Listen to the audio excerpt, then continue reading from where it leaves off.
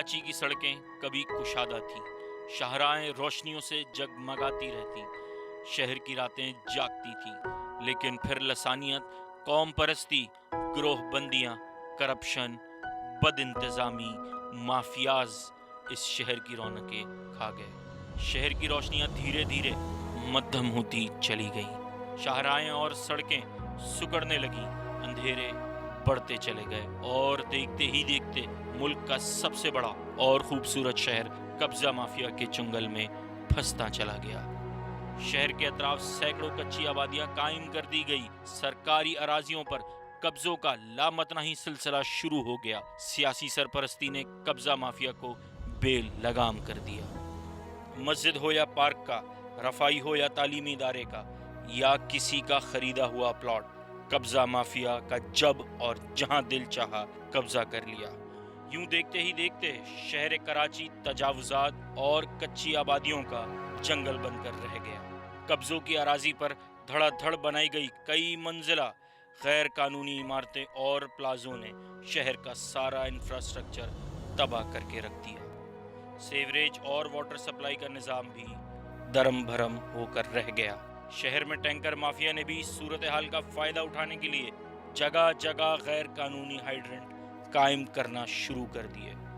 شہر کی سڑکیں تباہ ہو گئیں، پبلک ٹرانسپورٹ دیکھتے ہی دیکھتے ٹوٹی پھوٹی سڑکوں سے غائب ہو گئی۔ شہر کا کوئی پرسان حال نہیں رہا۔ سیاسی سرپرستی نے مافیاز کو کھلی چھوٹ دے دی۔ شہر بھر میں جگہ جگہ غیر قانونی شادی ہالز تعمیر ہو گئے، جس کا جہاں دل چاہا قبضہ کر لیا۔ صرف قبضہ مافیا نے ہی نہیں، بلکہ متعلقہ سرکاری محکموں نے بھی کرپشن اور لوٹ مار کی اس بہتی گنگا میں خوب ہاتھ دھوئے۔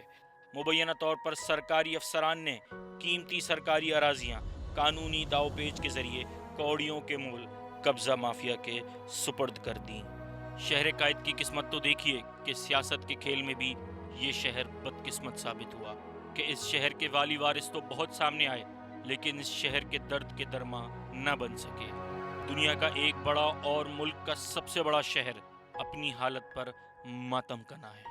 ملک کے کراچی سے چھوٹے شہروں میں میٹرو بسیں اور میٹرو ٹرینیں دوڑ رہی ہیں، لیکن یہاں چنگچی رکشے اس شہر کی باسیوں کے لیے شاہی سواری ہیں، جس میں انسان جانوروں کی طرح بھرے ہوئے ہوتے ہیں۔ شہر میں ٹریفک کا نظام کہیں نظر نہیں آتا، کوئی سرکاری محکمہ اپنی ذمہ داریاں نبھاتا یا شہر کی حالت سدھارنے میں سنجیدہ ہوتا نظر نہیں آتا۔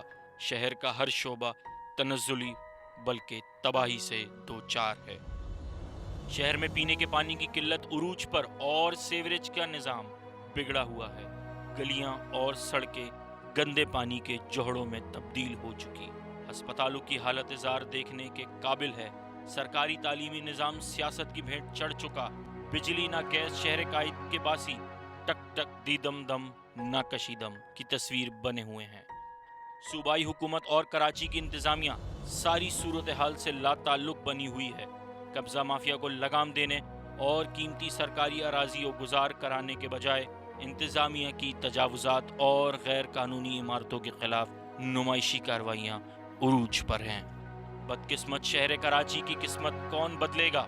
یہ سوال شدت سے شہر قائد کے باسیوں کے ذہن میں گردش کر رہا ہے، اور شاید کرتا رہے گا، کیونکہ لگتا ہے کہ ان بے بس شہریوں کو اس سوال کا جواب ملنے کا وقت ابھی نہیں آیا، کیونکہ حالات دیکھ کر لگتا ہے کہ ہنوز دلی دورست